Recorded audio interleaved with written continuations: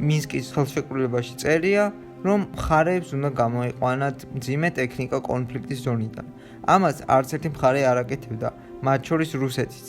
პოროშენკომ შესთავაზა პუტინს: მოდი ჯერ თქვენ ჯარს გაიყვანთ და მერე კონსტიტუციაში შევიტანთ ამ კანონ პროექტს. პუტინი უარზე იყო, ჯერ კანონ პროექტი, მერე ჯარის გამოყვანა. მოკლედ მინსკის ხელშეკრულებამ არ გაამართლა და უკვე 2015 წელს კონფლიქტი კვლავ გამწვავდა. მოკლედ, უნდა სასწრაფოდ თავიდან დაწყებულიყო მეორე მოლაპარაკებები ამ კონფლიქტის მოსაგვარებლად.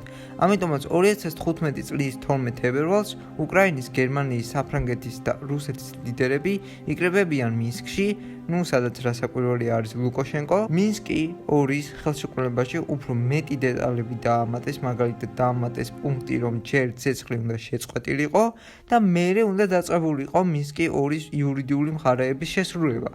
ეს იყო ტრიუმფალური გამარჯვება რუსეთისთვის. პასუხი არ აგო რუსეთმა არაფერზე უკრაინაში რჩება პრორუსული რეგიონი, რომელიც მომავალში უკრაინას ხელს შეუშლის ნატოში შესასვლელად და რა თქმა უნდა უკრაინა განადგურებულია. მაგრამ რას ფიქრობდნენ დონეცკის და ლუგანსკის ოლქები ამ ხელშეკრულებაზე? მინსკის ხელშეკრულებაში წერია, რომ ორივე რეგიონი რჩებოდა მაინც უკრაინის ტერიტორიის ქვეშ.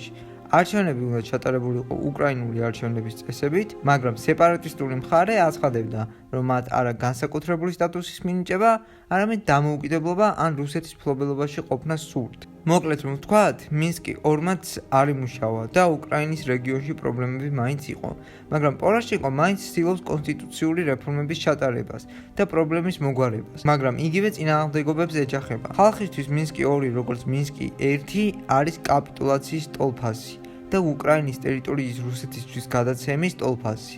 ოპოზიციაც წინააღმდეგი იყო და ზემოთ აღნიშნულ სამას ხმას პოროშენკო ვერ აგროვებდა. გარკვეულწილად მინსკის ხელშეკრულებაში უკრაინას თხოვდნენ შეუსრულებელ პირობას, რადგან მართლაც რა გააკეთოს უკრაინამ? უმაღლესი რადა არის, მაგრამ ხმას ვერ აგროვებს.